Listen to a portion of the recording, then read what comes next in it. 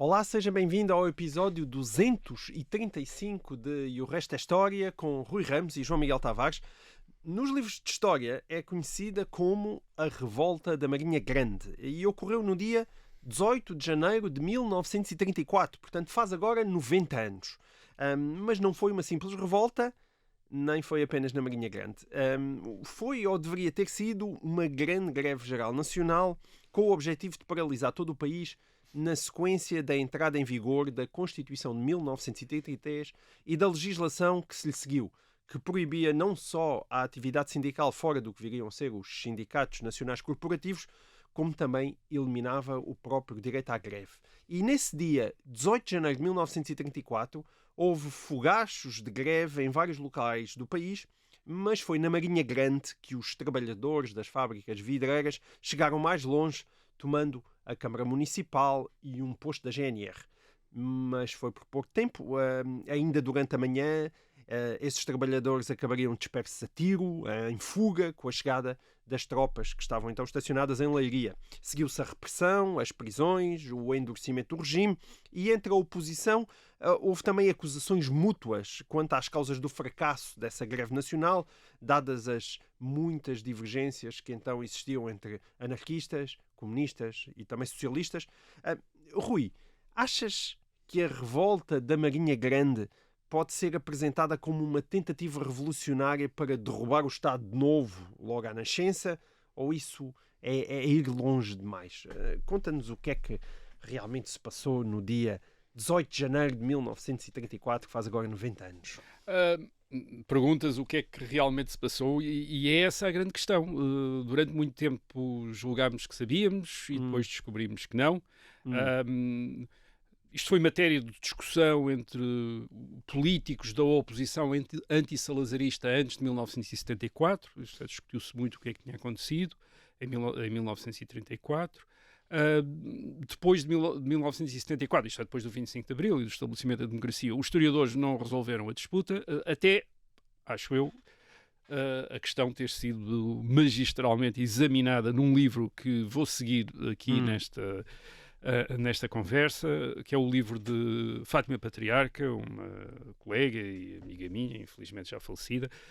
O livro chama-se Sindicatos contra Salazar, a revolta de 18 de janeiro de 1934, foi publicado no ano 2000 e aliás já falei aqui disso, já falei deste livro quando fiz uma lista daqueles que eu considerava os melhores livros de história contemporânea, e este é um dos grandes livros de história contemporânea publicados nos últimos 50 anos em Portugal. É um livro fantástico. Mas vamos tentar... Que eu penso que está esgotado, certo? Eu acho que ele não foi reeditado, mas eu posso pesquisar isso. De facto, por acaso não sei, exato. Eu penso que está, mas a edição do ano 2000 talvez não tenha sido reeditada, e é pena, porque é uma investigação... É um daqueles que nos alfarrabistas se encontra bem procurado, mas que já vale algum dinheiro. Sim.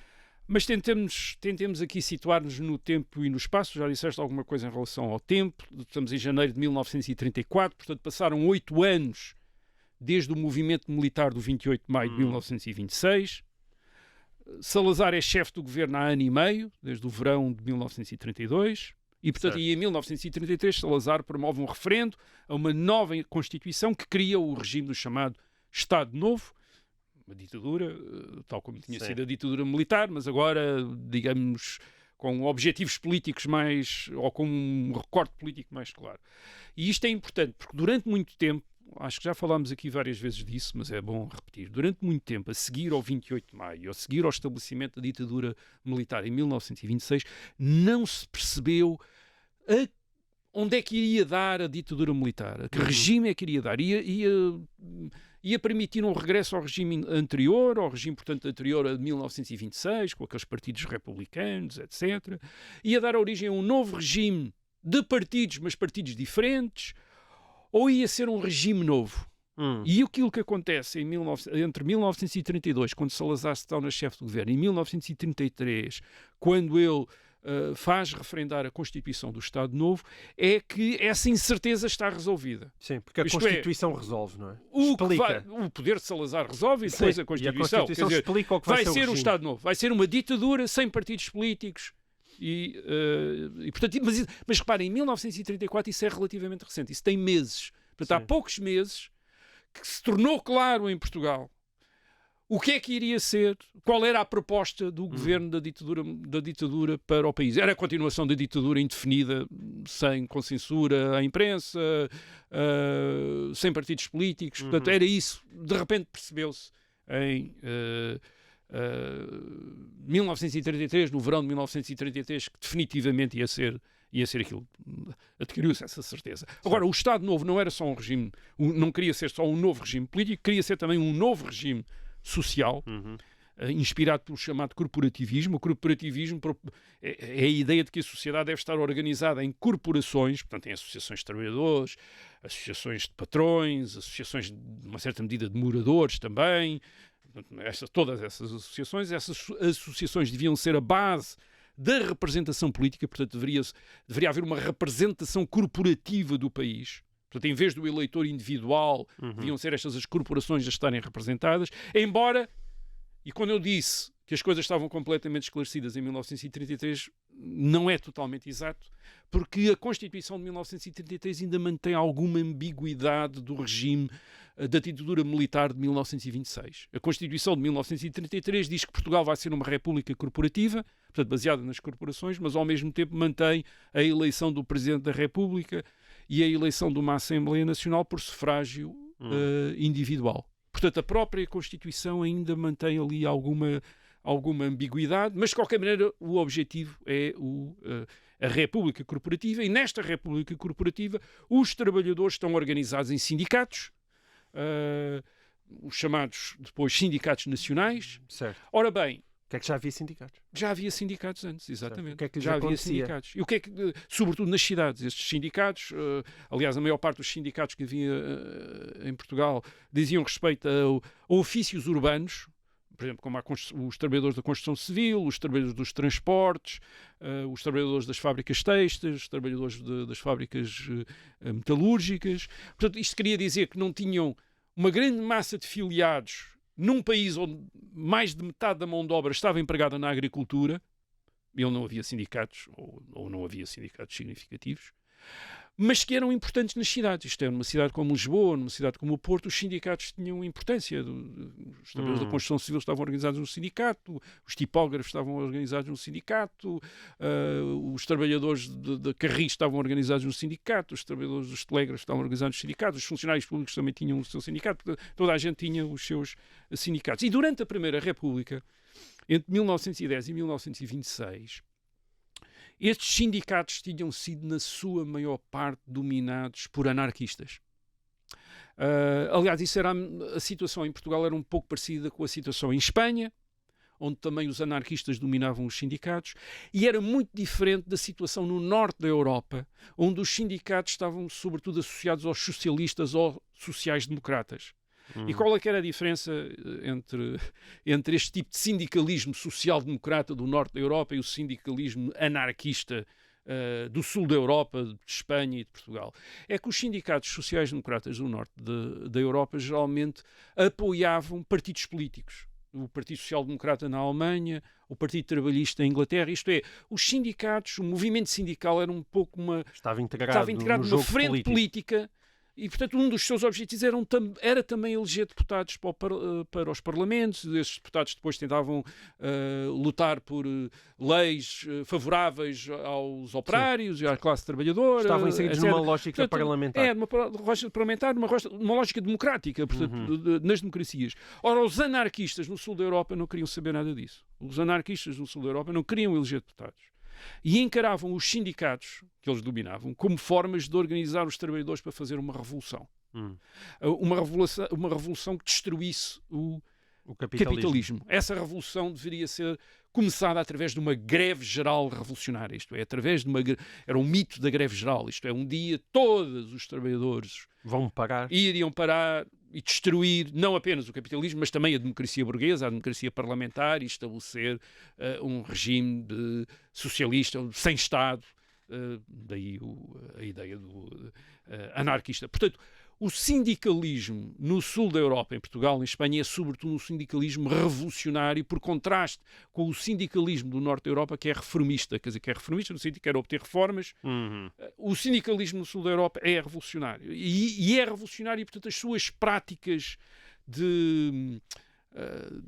também são muito diferentes do norte da Europa. Não se trata de eleger deputados, ter partidos, trata-se de confrontar violentamente as autoridades. Mas não havia forma dessa cultura ser integrada no Estado Novo, não é? Não, quer dizer, portanto, eles durante a República, entre 1910 e 1926, estes sindicatos têm constantes confrontos violentos com as autoridades republicanas, organizam greves violentas, não há greve sem haver bombas, sabotagens, descarrilamentos de comboios, até rebentamentos de bombas em Lisboa e no Porto, até sempre que há uma greve há bombismo.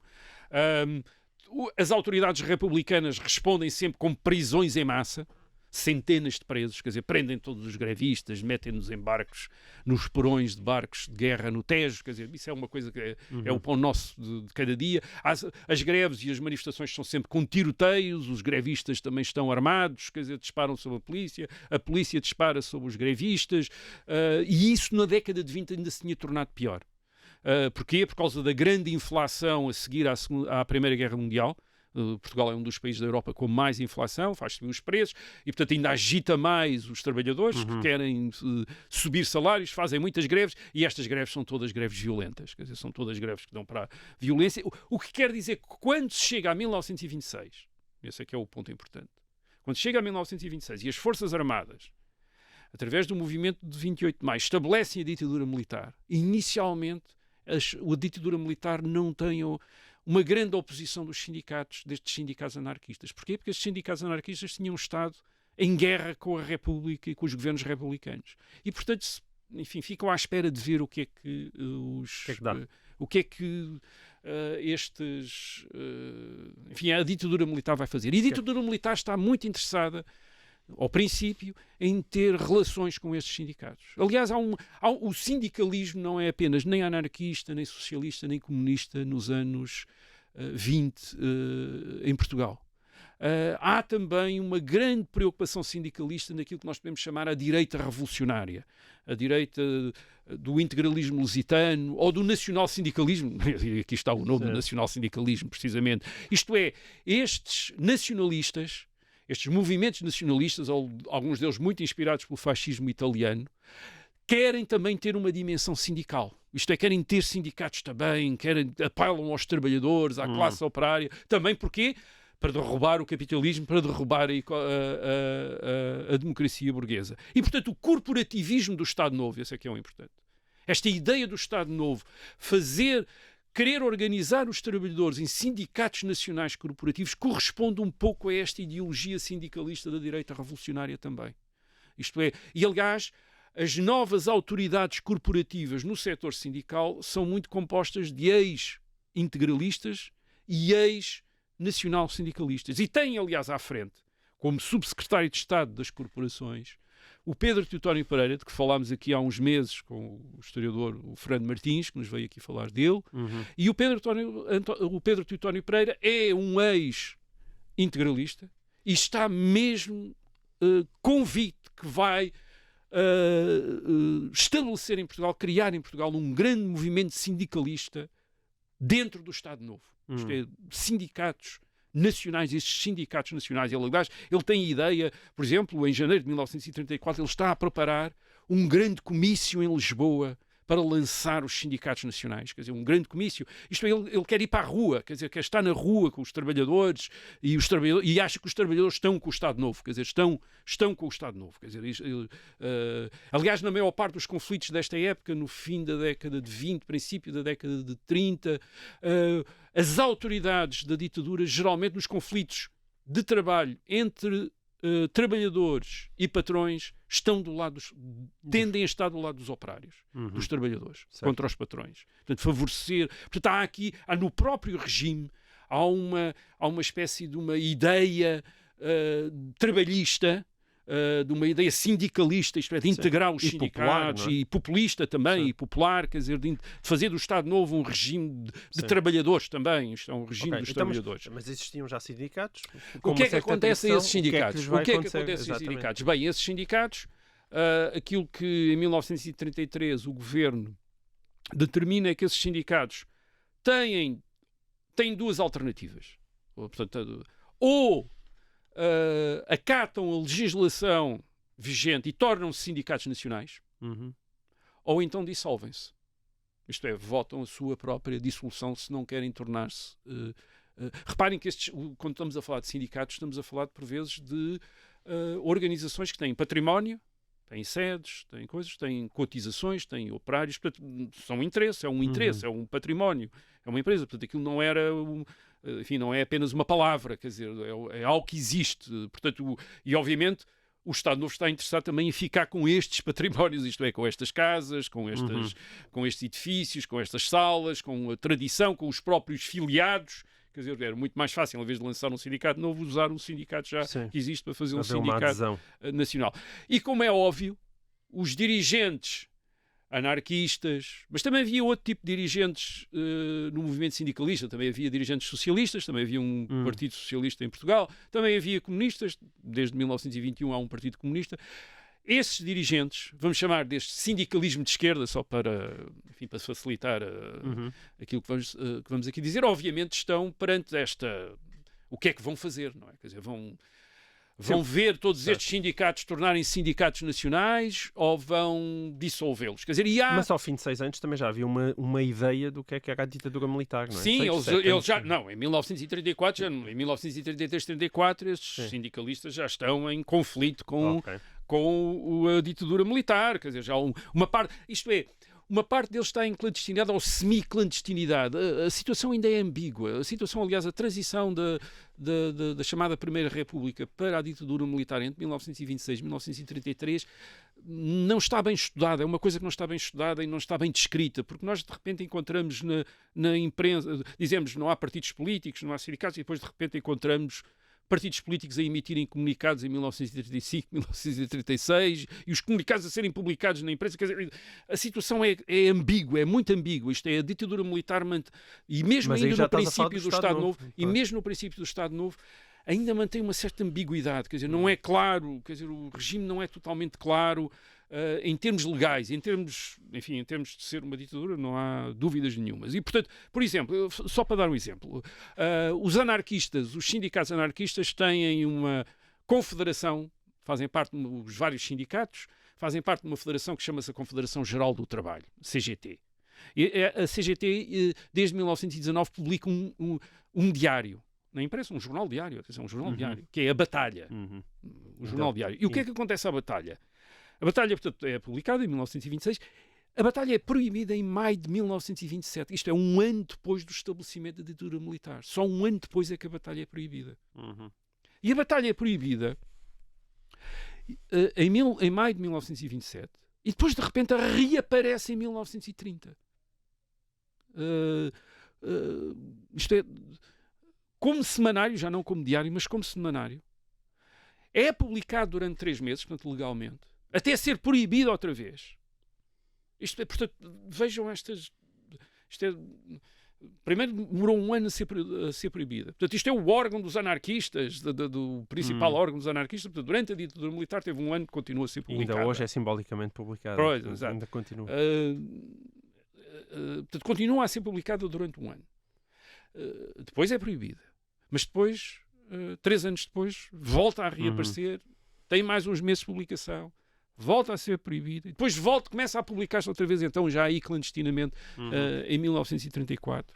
Portanto, isto quer dizer o quê? Quer dizer que estes sindicalistas de esquerda já estão em confronto com a ditadura, mas ainda têm muitos recursos do lado deles, sindicatos, publicações, ainda têm muitos contactos, muitas organizações, uma parte clandestina, e têm uma preocupação, que é estarem a ver os trabalhadores a serem tentados pelas vantagens que lhes dão os sindicatos nacionais do Estado Novo. Então, Isto é, os seguros, as garantias do trabalho, etc. Há, por um lado, a imposição da ditadura, isto é, de só poder haver, a partir de 1934, sindicatos nacionais. Mas podia dar-se o caso de os trabalhadores não aderirem aos sindicatos nacionais. Mas os trabalhadores... Há a impressão que os trabalhadores podem estar tentados por causa das vantagens que lhes dão os sindicatos nacionais e depois, claro, por ficarem a partir de 1934 sem outra alternativa. Isto o que é que faz? Faz com que anarquistas, socialistas, comunistas estejam, digamos, tentados por uma via de confronto. Eles têm ideia de outras coisas que se podem fazer. Por exemplo, os socialistas dizem, têm uma ideia... Há líderes socialistas que propõem uma outra coisa, que é os trabalhadores portugueses então devem abdicar dos sindicatos e formar cooperativas, associações cooperativas. Deixar os sindicatos formar cooperativas. Por exemplo, é uma das propostas dos socialistas. Os comunistas são tentados também por uma outra coisa. Aliás, talvez até um bocado mais tarde, talvez ainda não aqui, mas que é a ideia de infiltrarem os sindicatos nacionais, quer dizer, entrarem nos sindicatos nacionais. Já não apenas os trabalhadores, mas também os dirigentes comunistas entrarem. Aliás, é uma coisa que eles vão fazer depois, mais tarde, anos 60, 70, começam a entrar nos sindicatos nacionais, de maneira que quando se chega a 1974, há uma parte importante, ou alguns dos mais importantes sindicatos nacionais já são controlados pelo PCP, e é isso que permite depois ao PCP, a seguir ao 25 de Abril, enfim, tomar conta dos sindicatos, uma vez que já os tinha infiltrado antes de 1974, aproveitando, aliás, enfim, isto é uma outra história, a legislação depois sindical do governo de Marcelo Caetano. Mas havia também essa possibilidade de tentarem infiltrar. Não era fácil, porque as direções sindicais dos sindicatos tinham de ser homologadas pelo governo, portanto, tinham de ser aceitos pelo governo, e o governo também sabia perceber quem é que estava lá, se era comunista ou não, e tirá-lo. Mas havia essa possibilidade. E a outra era tentarem, de alguma maneira, protestar contra... Isto é, criar um ambiente de confronto com o governo para protesto pelo fim dos sindicatos, que eles chamavam os sindicatos livres, quer dizer, os sindicatos que não eram sindicatos corporativos. E o que vai acontecer é que este movimento sindical, portanto, que está nestas... hesitações. Enfim, hesitações ao considerar estas alternativas, em 1933, portanto, durante o ano de 1933, vem a ser desafiado pela esquerda republicana, pelo chamado reviralho, para, em vez de fazer um protesto sindical, colaborar no derrubo do Estado Novo. Isto é, eles dizem que é que em vez de estarem a fazer protestos, a assinar protestos e coisas assim, vocês colaborem connosco para derrubar o regime. Quer dizer, vamos derrubar o regime e resolvemos o problema também dos sindicatos. Já tinha havido tentativas.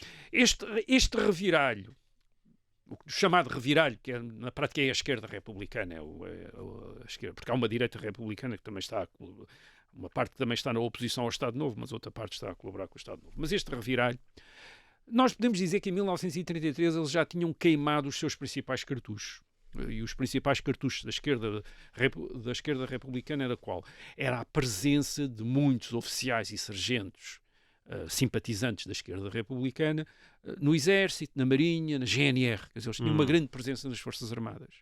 E tinha sido com base nessa presença nas Forças Armadas que tinham feito revoltas militares, por exemplo, em fevereiro de 1927 ou em 1931. Quer dizer, estas revoltas tinham falhado, portanto, eles já tinham, ao falharem as revoltas, aqueles que se tinham revoltado tinham sido presos, tinham sido identificados, portanto, digamos que a organização da esquerda republicana nas Forças Armadas ia-se tornando cada vez mais tenue, digamos assim, mas ainda havia alguma.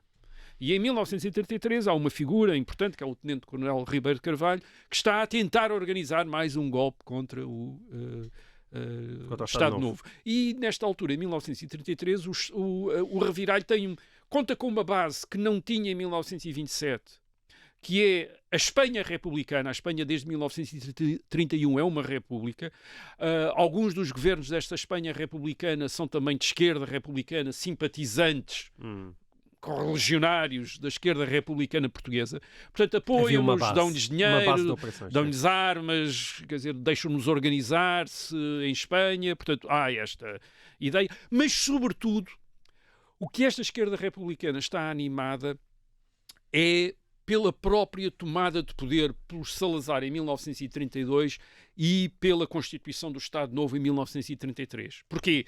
Porque isso tinha significado uma espécie de afunilamento ideológico da ditadura militar, e eles calculam que havia muitos oficiais das Forças Armadas que tinham colaborado com a ditadura militar, enquanto a ditadura militar tinha sido uma coisa ambígua e não se sabia o que é que ia acontecer, mas quando perceberam que ia ser o poder de Salazar e aquele tipo de regime que Salazar tinha imaginado e que era o Estado Novo, que se tinham divorciado da ditadura. E de facto, liderada por um civil, não é? Enfim, e liderado também por um civil, e como Presidente da República. Sim, havia a figura de Carmona na presidência da República, mas, e por exemplo, constava, havia o rumor de que o general Vicente Freitas, que tinha sido um chefe de governo da ditadura militar, estaria disponível para liderar uma revolução contra Salazar em 1933.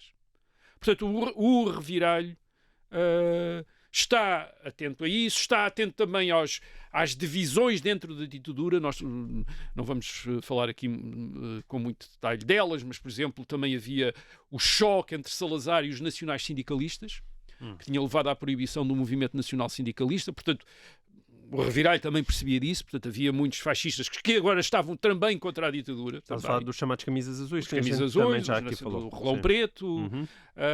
Portanto, mesmo entre a direita revolucionária há inimigos da ditadura salazarista. Agora uma ditadura salazarista, claramente, quer dizer, a ditadura de Salazar. E depois, claro, este reviralho também está inspirado pelo que acontece no exterior. E uma das coisas que acontece no exterior é aquilo que tinha acontecido em Cuba, na ilha de Cuba, em agosto de 1933.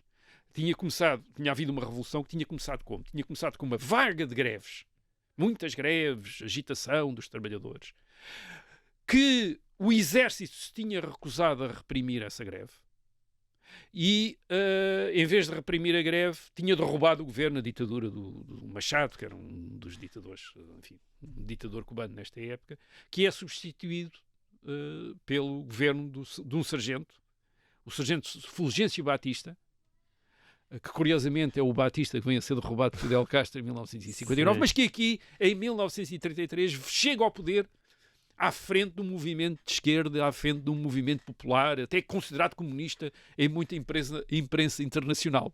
As voltas que o mundo dá. E, portanto, esta revolução do Batista, do Fulgêncio Batista em Cuba em 1933, parece um bom modelo para aplicar a Portugal, quer dizer, e uma boa base de entendimento, portanto, entre o reviralho, a esquerda republicana, sobretudo militar, e estes sindicalistas. Portanto, basicamente o entendimento é, para os sindicalistas, vocês fazem uma quantidade enorme de greves, criam um enorme caos no país, o governo vai ser obrigado a apelar às Forças Armadas para restabelecer a ordem, as Forças Armadas, entretanto, nós próprios vamos minar, nós, esquerda republicana, revirar, vamos minar as Forças Armadas e dar um golpe, e, portanto, como em Cuba, em agosto de 1933, vamos tomar o poder dessa maneira. Portanto, a coisa não está mal imaginada, não é uma coisa completamente mal imaginada. Eu estou a dizer não é completamente mal imaginado porque há uma parte dos historiadores que depois olham para isto, já sabem o que é que aconteceu, a coisa falhou e, portanto,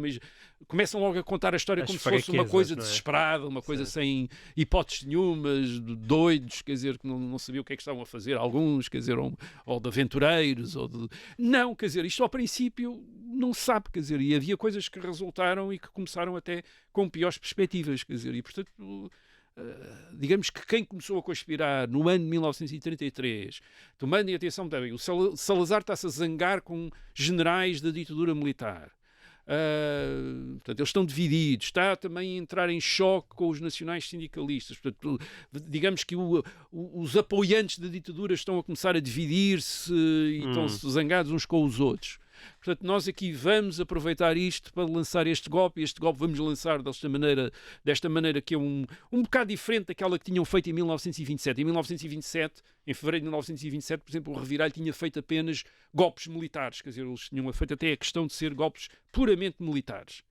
Agora aqui não, aqui estão enfim, a apoiar-se nestes sindicalistas, nos anarquistas, os antigos inimigos deles antes de 1926, mas agora tendo o inimigo comum, que é o Estado Novo, quer dizer, vamos unir-nos todos para derrubar o Estado Novo.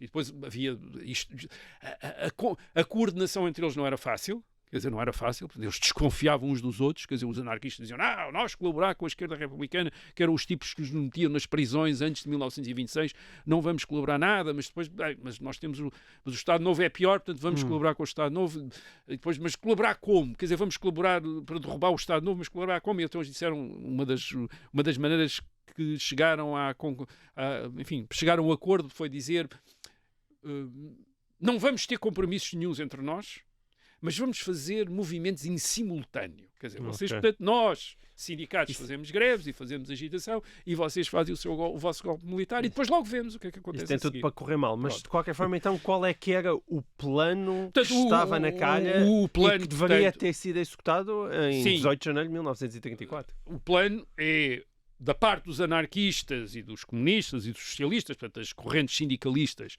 dos dirigentes sindicatos, é lançarem uma greve geral revolucionária à maneira anarquista, portanto, não apenas com os trabalhadores a não trabalhar, mas também com sabotagens, sabotagens de centrais elétricas para tirar a eletricidade às cidades. Portanto, na década de 30, uma greve geral, que é só para separá-la das greves gerais que nós estamos habituados agora, não significava simplesmente as pessoas ficarem em casa sem trabalhar e sem receber esse dia de trabalho. Significava e os piquetes, não é? Fazer Havia muita coisas coisa mais violentas. Portanto, eram sabotagem de centrais elétricas, descarrilamento de comboios, cortes de linhas telefónicas e telegráficas, ataques a quartéis e a forças de polícias por grupos de civis armados. Aliás, o ataque às esquadras era precisamente para ainda arranjarem mais armas. Portanto, o objetivo é criar um ambiente de desordem e de dificuldade de comunicações e de circulação dentro do país, que desse a impressão que as autoridades tinham perdido o controle, portanto, que o governo tinha perdido o controle do país e, portanto, isso assim poderia permitir um golpe militar, quer dizer, um golpe das forças daqueles que estavam integrados no reviralho, na chamada esquerda militar. Portanto, é este, basicamente, quer dizer, isto não corresponde a um plano existente no papel, mas é a ideia que eles têm é basicamente essa ideia, não é uma ideia completamente disparatada, mas de facto sim, as coisas começam a correr mal um bocadinho antes, primeiro por causa da dificuldade de cooperação entre o reviralho e os sindicalistas, mas também a dificuldade de cooperação entre as várias correntes sindicalistas. Eu falei de anarquistas, mas também há socialistas, também há comunistas, todos eles desconfiados uns dos outros, quer dizer, e com uma antiga tradição de conflito entre eles. Portanto, não é fácil coordenar isso, mas lá fazem entendimentos. Apesar de tudo, é preciso dizer que eles conseguem entender-se, quer dizer, conseguem contactar e entender-se.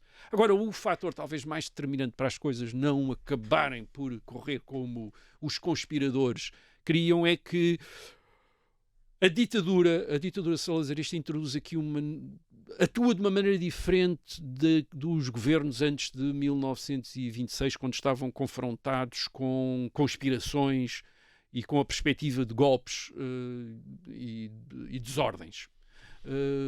Os governos antes de 1926 tendiam a esperar que as coisas acontecessem para prender. Até por uma questão quase legal. Quer dizer, como é que se prendia uma pessoa e depois se mantinha presa e a pessoa dizia, eu não fiz nada, mas tem aqui uns papéis a dizer que vai fazer um golpe. Não, isso era um romance que eu estava a escrever, como alguns aliás disse, isso era um romance que eu estava a escrever e estava a fazer isso. Quer dizer, havia esse... Bem, no tempo do Estado Novo isso acaba. No tempo do Estado Novo a repressão começa a ser preventiva, quer dizer, eles não deixam as coisas, começam a não querer deixar as coisas acontecer. Isto é, portanto, a investigar, tem investigação, e começam a localizar e a prender gente antes. E esta é uma coisa importante. Antes, portanto, de alguma coisa acontecer, a principal preocupação do governo é com o reviralho, é com a esquerda republicana, é com a esquerda militar na prática. É nos quartéis que começam a ser presas muita gente, ou afastados, ou a serem deslocados de um quartel para outro, através de um sistema de transferências que também desorganiza a oposição. São presos o Major Sarmento de Beiros, é preso o Capitão Carlos de Vilhena, que eram pessoas importantes na organização, portanto, de repente passam a estar presos, e também começam a prender é verdade, alguns sindicalistas importantes. O mais importante de todos é um dirigente anarquista, que é talvez o mais importante dirigente anarquista em 1933, que é o Mário Castelhano, e que também é preso. E isso, o que é que isso faz? Faz com que enfim, os conspiradores estejam constantemente a ser surpreendidos pelas prisões e a adiarem o rebentamento da revolta. Isto é, vão sendo adiados. Portanto, a ideia, originalmente, a coisa não está marcada para o dia 18 de janeiro. Está marcada para... Ou antes. Não está marcada bem... Não tem uma data fixa, mas está... Há sempre na organização, e isso, entre os conspiradores, isso é muito importante perceber, há sempre quem esteja a pedir adiamento porque um foi preso, porque as bombas que eles estavam à espera de receber ainda não chegaram, porque estavam à espera que alguém lhe desse uma pistola e ainda não lhe deram a pistola. Quer dizer, portanto, há sempre gente a dizer, não, esta semana não dá jeito nenhum, vamos para a semana que vem. Quer dizer, portanto, isto há uma certa instabilidade, nunca se sabe quando é que vai... o que é que vai acontecer. Portanto, quer dizer que quando se chega o momento de acontecer, nem toda a gente está ciente que aquele é o momento em que vai acontecer. Portanto, isto é uma dificuldade aqui. Há uma dificuldade aqui grande. E depois, claro, o governo não faz apenas uma investigação nos meios conspiradores, começa também a mostrar uma presença nas ruas, por exemplo, sobretudo em Lisboa. Começa a Lisboa antes do 18 de janeiro, já é de 1934, já começa a ser patrulhada ostensivamente pela GNR, pela PSP, com patrulhas. Quer dizer, o regime também já estava bem formado. Não é? Tem informações, sabe que alguma coisa vai acontecer. E, portanto, começa a precaver-se. Aliás, há um ambiente internacional também. Por exemplo, em dezembro de 1933 também tinha havido uma insurreição armada anarquista em Espanha. Muito parecida com aquilo que os anarquistas estavam a planear em Portugal. Em Espanha, contra a República Democrática, em Portugal contra a ditadura, mas para os anarquistas era tudo igual, quer dizer, era tudo mais ou menos igual, e portanto, isto é, por aquilo que tinha acontecido em Espanha, em Portugal também o governo também está de prevenção, também está a preparar-se para isso. E claro, o outro fator que terá dificultado a ação dos conspiradores é a relutância de uma grande parte dos trabalhadores em alinhar neste golpe. Quer dizer, um golpe que eles não sabem bem o que é que pode acontecer, portanto, é derrubar o governo, mas como... alguns até poderiam estar a simpatizar com essa ideia, mas se calhar ficam à espera de ver o que é que os outros fazem antes de decidir. Sim, ok. Vou-te interromper aqui porque o nosso tempo chegou ao fim. Para quem nos está a ouvir em direto, através do FM, para essas pessoas eu despeço-me agora e espero vê-las de novo para a semana. Os do costume do podcast já sabem onde nos encontrar. Até lá. Rui? Portanto, na prática, aquilo que se vê nessas noites de 17 de janeiro para 18 de janeiro, 18 de janeiro é uma quinta-feira, o que se vê é que a insurreição só pôde basicamente contar com o que podemos chamar revolucionários profissionais. Isto é, aqueles sindicalistas, aqueles ativistas do sindicalismo que têm uma longa história nos sindicatos, quer dizer, portanto, anterior a 1926, de prisões, etc. Já têm ali uma grande traquejo, quer dizer, uma grande prática. Alguns deles já estão na clandestinidade. E, portanto, são esses, sobretudo, aqueles que aparecem, quer dizer, aqueles que aparecem com bombas, com pistolas para fazer sabotagens, para desencadear ações nessa noite, na noite de 17 para 18 de janeiro. De facto, como a imprensa dos dias 18 e 19 vai chamar a atenção, por exemplo, em Lisboa, os bairros operários mantêm-se calmos, Alcântara, Belém, Ajuda, Santos, Chabregas, portanto há uma grande calma aí, e a maior parte das grandes empresas industriais e de serviços em Lisboa funciona normalmente. A Carris, as construções navais, o Arsenal da Marinha, as companhias de gás e eletricidade, os Correios e Telégrafos, a Central Elétrica de Santos, tudo isso funciona normalmente no dia 18 e 19. Portanto, não há, de facto, nenhum... A greve não é geral, quer dizer, não afeta toda a gente. Como é que nós podemos explicar isto? Quer dizer, então, qual é que era a força que estes conspiradores tinham? Isso é difícil de perceber. eles próprios dão números que nós percebemos que são números que não visam informar, mas mobilizar. E, portanto, quando, em vez de dizer 10, dizem 100, em vez de dizer 100, dizem 1000, em vez de dizer 1000, dizem 100.000. Quer dizer, portanto, acontece. Dizem sempre isso. Portanto, por exemplo, a CGT, que é anarquista, diz ter 50.000 filiados, altamente duvidoso. A Comissão Intersindical, que é comunista, diz ter 25.000 filiados. Tudo isso é altamente duvidoso. Quer dizer, os filiados não devem ter na casa dos milhares. Os filiados nestas organizações anarquista e comunista, sobretudo os filiados ativos, quer dizer, ativistas, não apenas aqueles que pagavam quota, devem estar na casa dos centenas. E, aliás, os participantes na revolta, e a Fátima Patriarca andou a ver caso por caso. O livro está escutado já agora, já confirmei.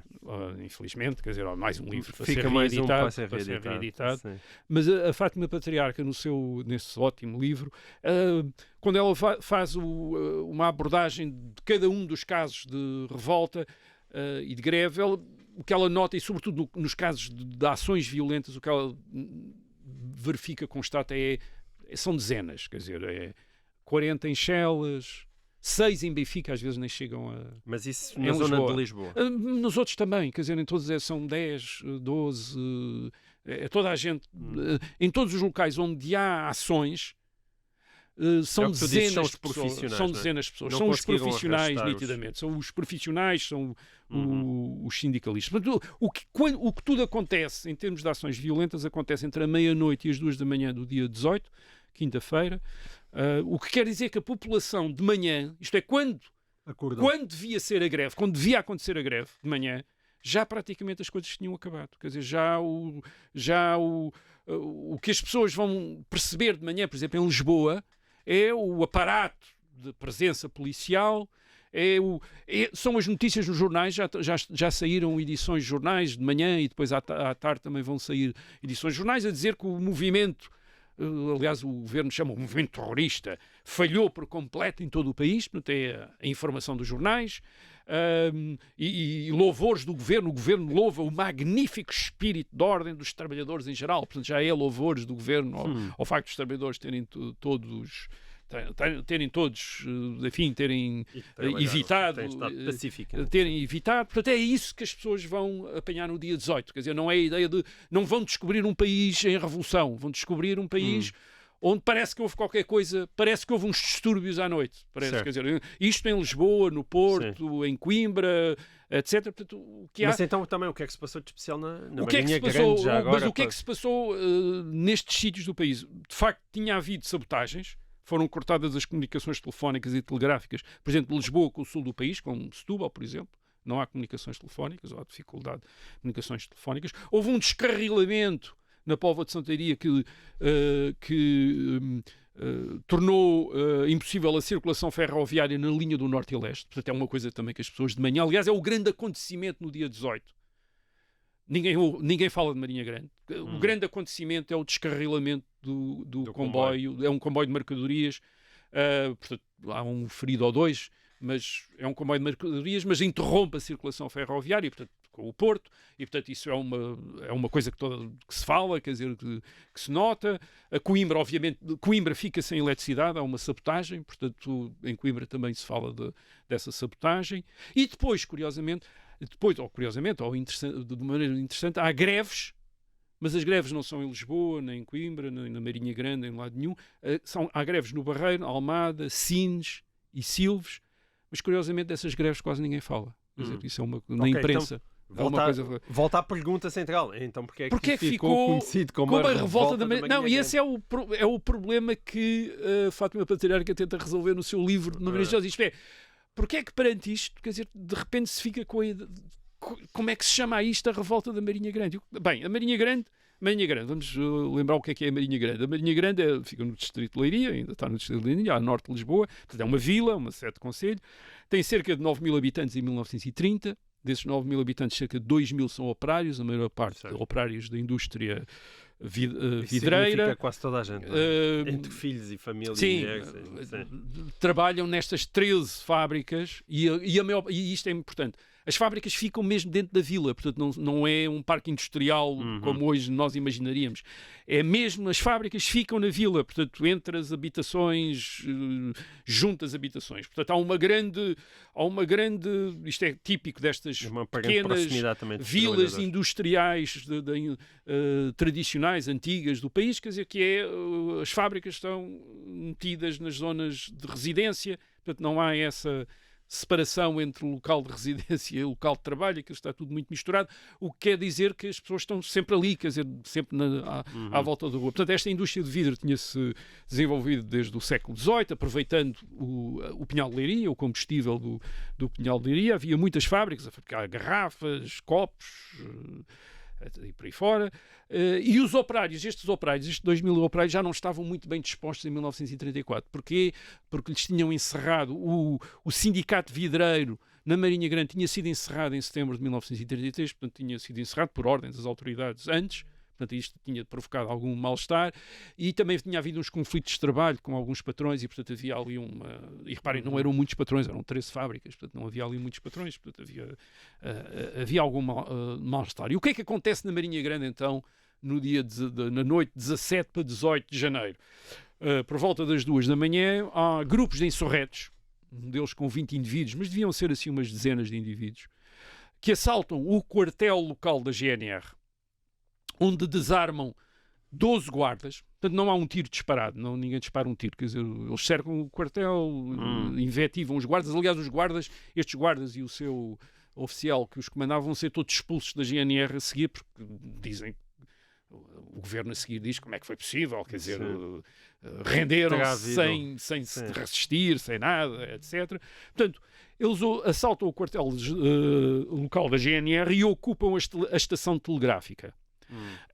Este assalto ao quartel da GNR, portanto, começa por volta das 2 da manhã e dura 4 ou 5 horas. Portanto, eles rodeiam o quartel da GNR, negociam lá com o oficial a rendição, dizem que não vão fazer mal às mulheres e aos filhos e aos soldados, etc. E, portanto, acabam por os soldados da GNR e o seu oficial acabam por se integrar. A Fátima Patriarca andou a contar isto com muita cautela. Ela diz que não é possível que tenha havido mais de 200 participantes, quer dizer, nesta iniciativa, quer dizer, nesta insurreição. Não deve ter havido mais 200. E o que é que acontece a estes participantes? Eles tinham-se andado a preparar para resistir na vila, portanto tinha havido também uns comandos que tinham andado a derrubar uns pinheiros nas estradas e a cortar, e a derrubar pinheiros também em cima das linhas do telefone e das linhas de telégrafo também para cortar as comunicações.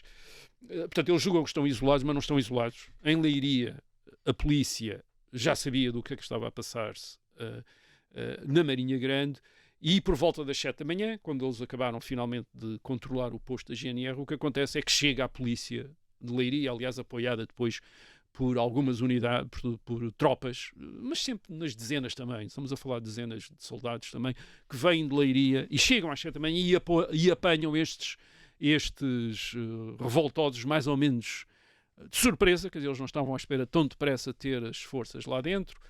Parece ter havido algum tiroteio das forças que vêm de Leiria, fazem disparos,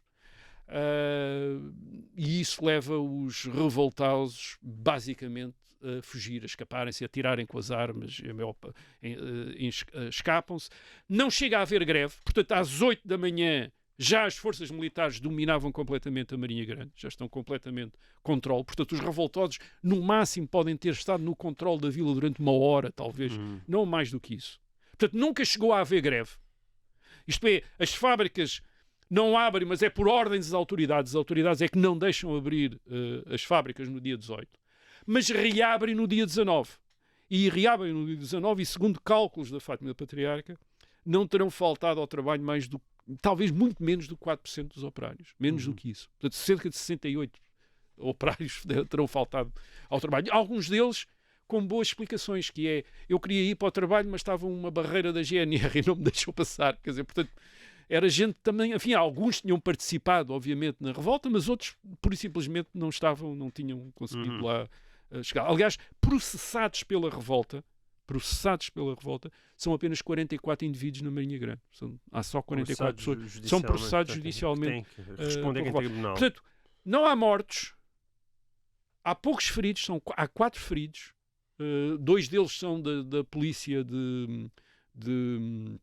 que veio de Leiria, e é por escoriações, quer dizer, há um ferido a tiro, mas acontece quando os sindicalistas revoltosos ainda estão na Marinha Grande, portanto deve ter sido um acidente, alguém disparou uma arma e acertou na perna, salvo erro, de um dos, aliás até era um dos dirigentes dos sindicalistas. Portanto, o que quer dizer isto? Não há combate, quer dizer, não há resistência propriamente dita, quer dizer, não houve combate. E isto é um contraste enorme com a Espanha.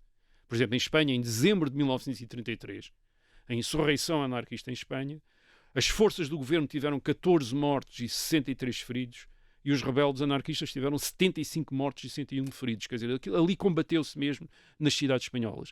Nas cidades portuguesas e na Marinha Grande não se combateu. Isto é, não há confrontos, quer dizer, portanto, há uns disparos, etc., mas pouca gente se feriu. Aliás, a maior parte dos presos nem sequer acontece na Marinha Grande. A maior parte é em Lisboa, 227 presos em Lisboa.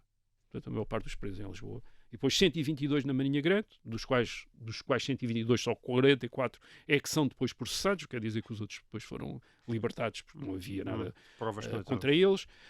83 em Coimbra, isto é, no geral são presas cerca de 700 pessoas em todo o território nacional. Só 417 é que são enviadas a tribunal. Portanto, das 700, só 400 é que são enviadas a tribunal, e só 260 é que são condenados.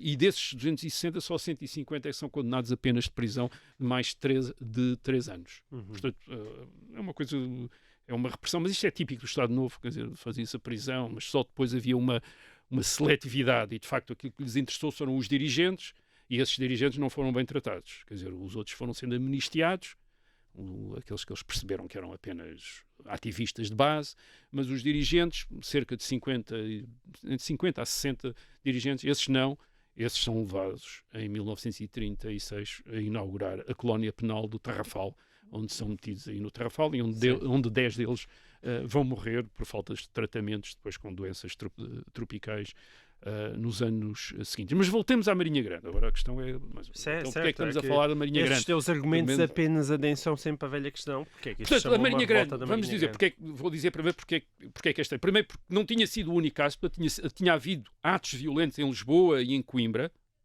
e tinha havido greves totais, embora sem violências, em Sines, em Silves e Almada. Aí tinha havido greves. Curiosamente, a Fátima Patriarca nota isso. Porquê é que há greves onde não há atos de violência?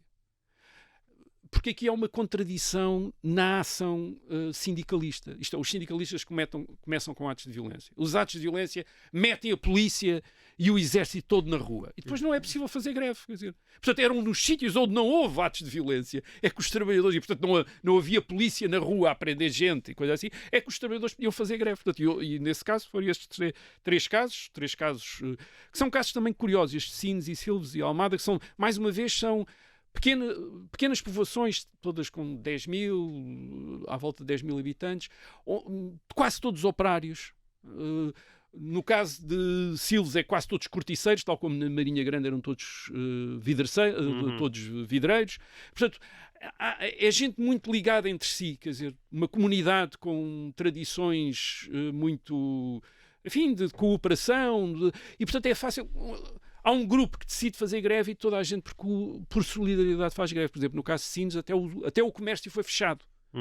Até o comércio foi fechado. E há uma coisa curiosa. Onde há esta participação maciça, portanto, nestes 3 casos, Almada, Sines, Silves, a repressão é mais contida, quer dizer, porque o governo percebe que não pode prender a população toda. Quer dizer, toda a população participou, quer dizer.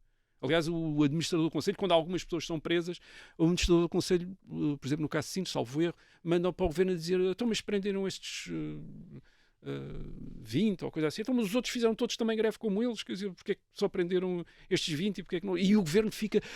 Qual é a opção do governo? A opção do governo é esconder estes casos, quer dizer, não aparecem nos comunicados e a imprensa, a censura, corta estas referências. Portanto, as greves são.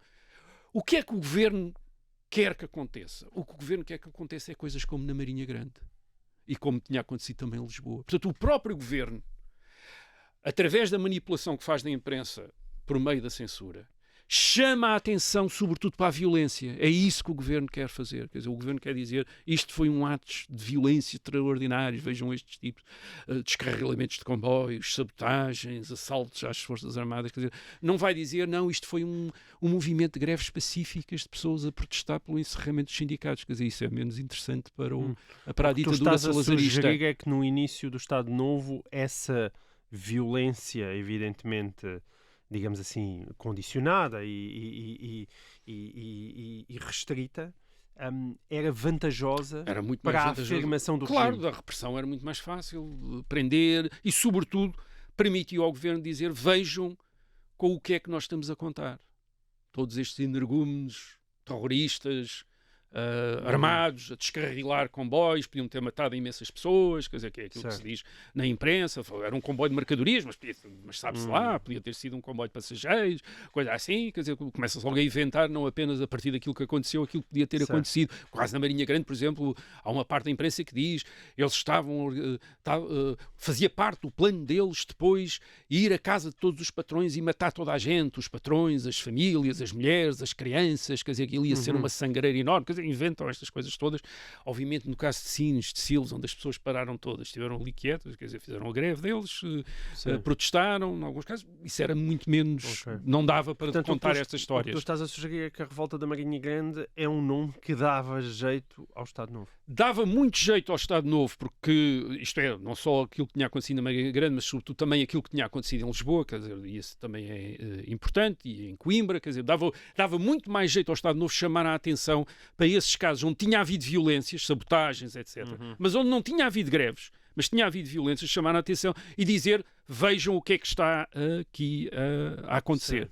Mas por outro lado, isso também correspondia mais à ideologia de violência que existia nos sindicatos através dos anarquistas. Aquilo era a mística da violência.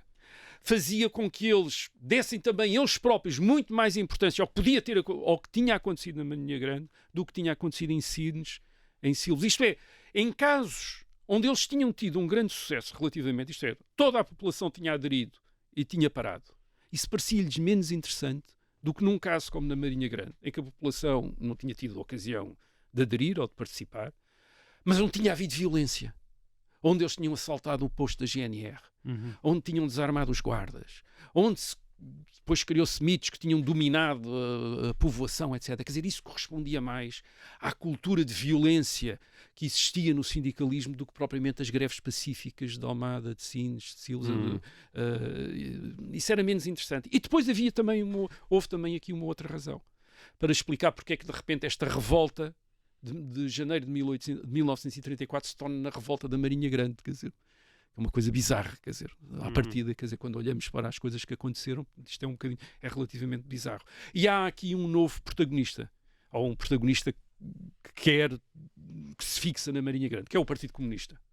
O Partido Comunista Português tinha sido fundado em 1921 por antigos anarquistas que resolvem-se ligar ao culto da União Soviética e adotar o tipo de organização centralizada e autoritária de tipo bolchevista, quer dizer, é isso que define esses anarquistas que de repente se tornam comunistas. Eles em agosto de 1933 inicialmente tinham recusado a ideia de uma greve, não estavam muito atentos, enfim, não estavam muito convencidos das vantagens desta greve geral, enfim, desta greve, mas depois acabam por aceitar. E em fevereiro de 1934, portanto, depois da revolta, emitem lá um comunicado, quer dizer, do PCP, quer dizer, um comunicado clandestino, obviamente, mas que circula, em que eles reconhecem que, de facto, o proletariado não correspondeu ao apelo, portanto, enfim, tudo aquilo tinha falhado, e claro, e começam logo a acusar os anarquistas, os socialistas por causa disso, foi por causa dos anarquistas e dos socialistas, por causa que não houve, que o proletariado não correspondeu, mas o PCP nesse comunicado abriu uma exceção. E salientava, e é o PCP que salienta o caso da Marinha Grande. Quer dizer, se diz, não, aqui aconteceu qualquer coisa completamente diferente do resto. E o que é que tinha acontecido na Marinha Grande? Na Marinha Grande, segundo o PCP, o proletariado, atenção, estou a usar os termos deles, o proletariado, portanto, não era as dezenas de militantes deles, era o proletariado, tinha desarmado a força pública e durante algumas horas fez frente a forças numericamente superiores. Quer dizer, e começa a inventar a ideia que eles tinham resistido heroicamente durante horas às forças que tinham vindo de Leiria. E claro, porque é que isto tinha acontecido na Marinha Grande? Porque tinha sido uma organização do PCP. À frente da organização da Marinha Grande estavam comunistas. Havia um operário vidreiro que tinha sido um dos dirigentes, José Gregório, que de facto era depois do PCP. Portanto, eles aproveitaram isso para dizer isto foi na Marinha Grande. O único sítio onde as coisas correram bem foi na Marinha Grande, porque era o PCP a fazer e foi o PCP que estava lá a fazer. E, portanto, apagaram do mapa. Mas eram, de facto... Não eram todos... nada. Havia montes de anarquistas e de socialistas lá metidos também, certo. mas eles apagaram-nos todos, disseram que aquilo era só do PCP. Okay. Era só uma organização do PCP. E, portanto, esta reivindicação, em janeiro, portanto, em fevereiro, março de 1934, tem a sua corroboração na imprensa do Estado Novo. O que é que a imprensa do Estado Novo diz? A imprensa do Estado Novo, isto é o governo salazarista, diz isto foi uma revolução comunista. Todos eles eram comunistas, eles usam constantemente na imprensa, os comunistas fizeram isto, os comunistas, quando não usam a palavra comunista, usam a palavra extremista, que quer dizer comunista, portanto, os comunistas. Porquê? Porque o Estado Novo estava altamente interessado em 1934 em dizer que a única oposição que tem pela frente é uma oposição comunista. E, portanto, que a alternativa à ditadura salazarista é uma ditadura tipo soviético, para a maioria das pessoas parecia uma coisa ainda pior. Portanto, isto é um jogo que, aliás, vai durar até 1974, quer dizer, o jogo é do Estado Novo entre a ditadura salazarista e o PCP, o Estado Novo a fingir que só o PCP é que lhes fazia oposição e o PCP a dizer, sim senhor, é verdade, só nós é que fazemos oposição ao Estado Novo, mais ninguém faz oposição ao Estado Novo, toda a gente colabora com o Estado Novo, menos nós. Quer dizer, portanto, é um jogo que eles fazem e que, neste caso, 1934, faz com que aquilo que o PCP reivindica como seu, de repente começa-se a tornar o único acontecimento daquela revolta em 1934.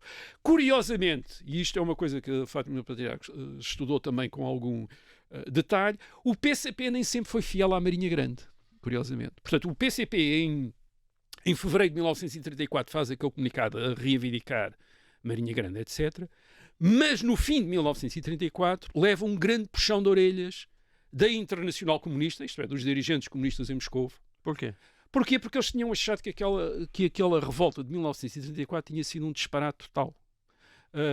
Em Moscovo tinha-se percebido que eles não tinham, de facto, condições para uma insurreição armada e, portanto, aquilo tinha sido uma aventura, quer dizer, que só tinha levado ao quê? À prisão de uma quantidade de gente importante do movimento sindical. E, portanto, tinha sido um disparate, quer dizer. E o PCP, portanto, aí, quando Moscovo lhes puxa para as orelhas, diz, sim senhora, passa a dizer que Marinha Grande foi de facto uma aventura, portanto, e isto também porquê? Curiosamente, porquê? Porque o próprio PCP, sobretudo aqueles dirigentes mais próximos de Moscovo e aqueles que tinham, digamos, integrado melhor a linha soviética, começavam a ter problemas com aqueles comunistas que tinham sido anarquistas. E que estavam, claro, tinham a sua formação política tinha sido feita no anarquismo e, portanto, estavam todos voltados para as sabotagens, para a violência e para isso, para a ação direta, como os anarquistas chamavam. E o PCP queria reprimir isso. E, portanto, e foram eles, mesmo no atentado de 37, não é? Estes são os anarquistas, são os anarquistas que fazem. Portanto, a violência está muito associada aos anarquistas. O PCP, os comunistas falam de uma violência, mas uma coisa assim vaga. Um dia haverá um levantamento. Mas até esse dia o que interessa é a organização. E é essa a linha que vem de Moscovo. Quer dizer, a linha de Moscovo é só há violência quando tivermos garantias de vitória. Antes não pode haver, porque senão a violência só serve para eles perseguir e para eles nos deterem e, sobretudo, para nos aplicarem penas muito maiores, que é o que vai acontecer a estes dirigentes comunistas e anarquistas, do que aquelas que seriam aplicadas se eles fizessem apenas um trabalho, enfim, clandestino, ilegal, mas sindical. Portanto, o PCP, a partir de 1934, também começa a deixar cair um bocado a Marinha Grande. Isto é complicado porque temos de entender as discussões dentro do PCP através de documentos daqueles que sobrevivem, documentos às vezes difíceis de também difíceis de interpretar, quer dizer, portanto, não é claro, mas aparentemente eles deixam cair isso. Nos anos 60, portanto, nos anos 1960, quem recupera a Marinha Grande é a extrema-esquerda.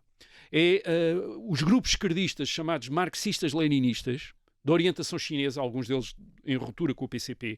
Eles acusam, portanto, a linha destes marxistas-leninistas da década de 60 é que o PCP, para eles, o PCP do Álvaro Cunhal, portanto, para eles está demasiado ligado à atividade pacífica, à atividade da oposição pacífica.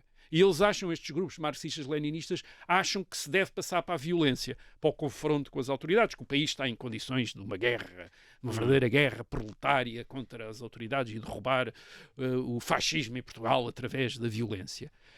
E claro, precisam de ter, enfim, uma referência, um quadro inspirador. Um acontecimento anterior que lhes diga deve ser como isto. E vão buscar a Marinha Grande. E vão buscar os tais comunicados do PC de fevereiro de 1934. Vão dizer que nessa altura o PCP era um bom partido, porque era um partido de violência e de coisa. Agora é que está um partido pacífico com o Álvaro Cunhal. E, portanto, vão inventar, digamos que a mitologia da Marinha Grande. Vão, por exemplo, inventar que foi eleito um soviete, que tinha sido hasteada a bandeira vermelha, portanto, que tinha sido o princípio na Marinha Grande de uma república soviética portuguesa, portanto, coisas que não tinham acontecido todo, quer dizer, mas que inventam a partir dos anos 60 e, portanto, inventam isso. Imagino depois do 25 de Abril também e depois do 25 de Abril, isso é uma coisa interessante, porque depois do 25 de Abril, portanto, o PCP nos anos 60, portanto, deixa esta extrema-esquerda andar lá com as histórias da Marinha Grande, a dizer... Mas depois do 25 de Abril, o PCP vai-se também agarrar à Marinha Grande.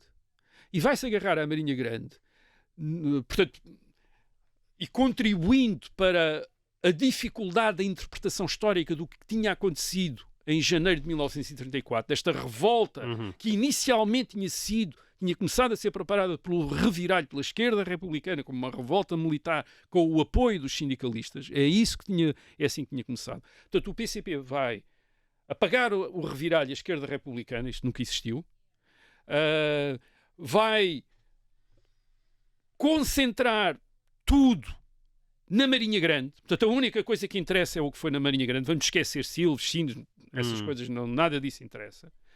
E vai começar a falar também do soviete e de que o PCP é que dirigiu a insurreição, etc. E porquê é que o PCP faz isto?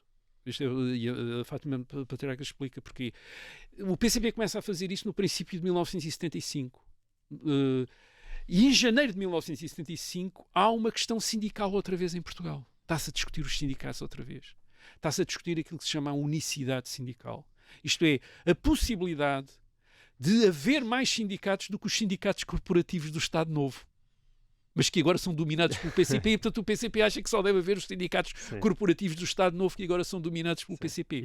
E estão à espera que o MFA lhes proíba a existência de outros sindicatos que não os sindicatos corporativos, os sindicatos nacionais do Estado Novo, que agora são os sindicatos da Intersindical, que mais tarde depois se chamará CGTP. E para isso quer dizer que interessa-lhe criar a ideia de que é o PCP que de facto tem uma relação especial com os trabalhadores e com os sindicatos, desde sempre. E então é voltar a 1934, voltam a 1934 e dizem que foi o PCP que organizou a revolta contra os sindicatos corporativos, contra a corporativização, a estatização dos sindicatos que existiam em Portugal. A verdade é que eles conseguiram com isso criar uma tradição local na Marinha Grande, era um dos poucos concelhos, ou quase que tinha uma câmara do PCP a norte do Tejo, a partir de 1979. É óbvio que os anarquistas e os socialistas não ficaram satisfeitos com isto. Por exemplo, em janeiro de 1982 há uma comemoração na Marinha Grande da revolta e acaba tudo numa enorme cena de pancadaria entre anarquistas, em socialistas 1982 de um lado e comunistas do outro, no cemitério é uma pancadaria enorme no cemitério.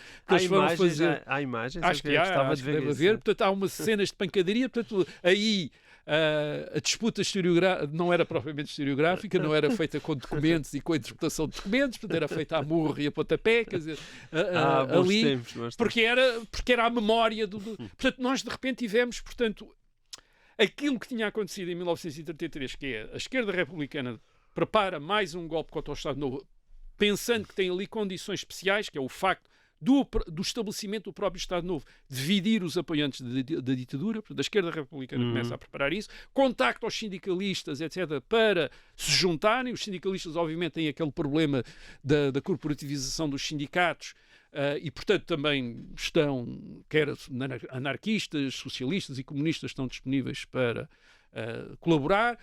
A polícia do Estado Novo faz o seu trabalho de casa e começa a prender gente antes, de maneira que desarma completamente o golpe militar, mas os sindicatos, os sindicalistas resolvem avançar no fim de 1933, princípio de 1934, com estas várias ideias faz-se uma quantidade enorme de sabotagens e depois de greves, onde eles fizeram sabotagens como na Marinha Grande, ou onde tiveram atos violentos, como na Marinha Grande, Lisboa, Coimbra, etc. Não há greves porque a polícia aparece e sufoca aquilo tudo. Onde não fizeram estas sabotagens, há greves, como em Sines, em Silves. Só que, em termos depois da tradição da oposição ao Estado Novo, o que interessa para aqueles que vão criar a memória dessa oposição é os atos violentos, e, sobretudo, a Marinha Grande do PCP acha que foi porque tinha lá o José Gregório e mais uns militantes comunistas à frente, portanto acha que foi só eles que fizeram, mais ninguém fez.